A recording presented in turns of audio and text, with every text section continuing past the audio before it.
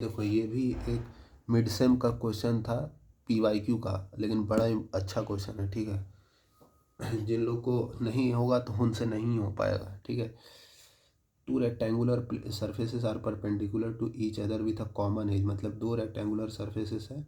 ठीक है, with a common edge of 2 metre. ठीक है, अभी अब नीचे डायग्राम वो विजिबल नहीं होगा, थोड़ा देर में उसको with horizontal plane with a common edge 2 metre है, मतलब ऐसा कुछ होगा।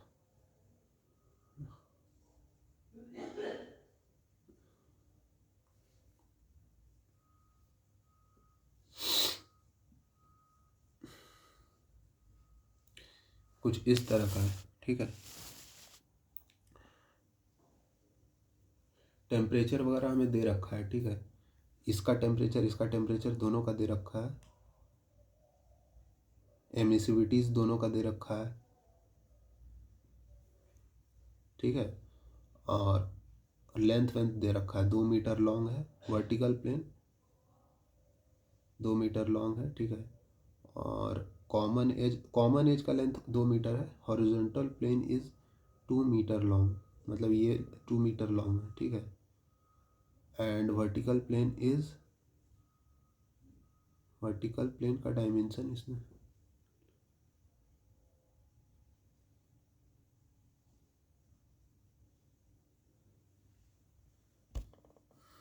यहाँ पर एक लाइन छोटी है, horizontal plane is 2 metre long and vertical plane is 3 metre long. और फिर उसके बाद ये था vertical plane is at 1200 kelvin. तो ठीक है, तो हॉरिजॉन्टल प्लेन का डायमेंशन है, वर्टिकल प्लेन का भी डायमेंशन दे दिया।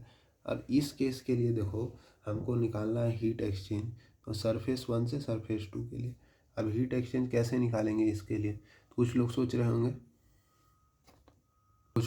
होंगे कि इसमें क्या है, मतलब नेट हीट एक्सचेंज एमिसिविटीज़ अलग अलग हैं, तो हमें बस इंटरचेंजेबिलिटी फैक्टर निकालना है, उसके बाद तो काम खत्म। ठीक है, इंटरचेंजेबिलिटी फैक्टर निकालने के लिए हमें क्या चीज़ का इंटरचेंजेबिलिटी फैक्टर निकालना है ना, तो क्यू क्या होता है, sigma B into T⁴ into में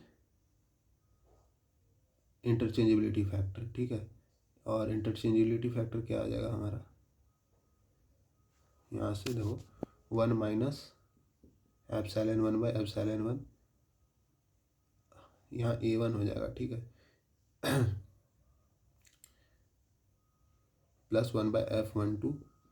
ठीक है, प्लस एक फैक्टर और आता है 1 माइनस ε2/ε2 इंटू A1/A2। ठीक है, अब सब तो ठीक है, आप ये F12 कैसे निकालेंगे इसका, F12 कुछ लोग बोलते हैं कि F11 plus F12 is equals to 1, और 1 से रेडिएशन जो है इमिट होकर के 1 पे तो आ नहीं सकता है ना, तो ये टर्म 0, F12 1 आ जाएगा, यहाँ पुट कर देंगे, सवाल हो जाएगा गलत। ऐसे नहीं करना है। हाँ, तो ऐसा इसलिए नहीं कर सकते क्योंकि 1 से लाइट एमिट होकर के 2 पर स्ट्राइक नहीं करेगा। ठीक है, वो 1 से इस सराउंडिंग में भी जाएगा। ठीक है, ये जनरली ये अलजेब्रा हम वहाँ पे लगाते थे, सेफ फैक्टर अलजेब्रा, जब ये थिकनेस जो है, ये लेंथ जो है वो इनफाइनाइटली लॉन्ग होते थे। ठीक है, देख लेना, जहाँ पे भी लगाया है हमने इनफाइनाइटली लॉन्ग का ही केस था वो। ये वाला प्लेट अगर इनफाइनाइटली लॉन्ग होगा तो F121 आ जाता था, लेकिन अगर डायमेंशन दिया रहे तो वैसे नहीं करेंगे, क्योंकि कुछ हीट जो है फिर सराउंडिंग यहाँ से इमिट होकर के सराउंडिंग में भी चला जाएगा। तो फिर हमको यहाँ क्या करना पड़ता था, ये एक इमेजिनरी सरफेस बनाना पड़ता था। ठीक है, और या फिर वो ना कह के बोले कि क्रॉस स्ट्रिंग मेथड वगैरह यूज़ करना पड़ता था, hotels cross string method use करना पड़ता था।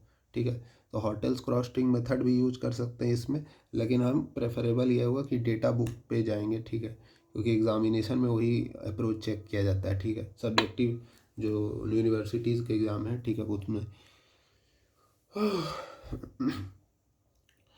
अब F12 कैसे निकलेगा, डेटा बुक में जाने के लिए देखो यहाँ डेटा बुक में एक है safe factors F12 for perpendicular rectangles. ऐसा ही कन्फिग्रेशन यहाँ दिया हुआ है जहाँ पे ये बताया जा रहा है कि z L2/b है, y L1/b है, और z और y के कॉरस्पॉन्डिंग एक दो कॉलम बनाया हुआ है और यहाँ पे हमको वैल्यूज दिया हुआ है। ठीक है, तो z हमारा L1, तो यहाँ हमारा z जो आएगा वो आएगा एल z हम उसको लेंगे, देखो जिसका डायमेंशन बड़ा रहेगा ना उसको उसको लेंगे। ठीक है, L2/b मतलब L2 मतलब बड़ा वाला डायमेंशन। ठीक है, तो एक मिनट सॉरी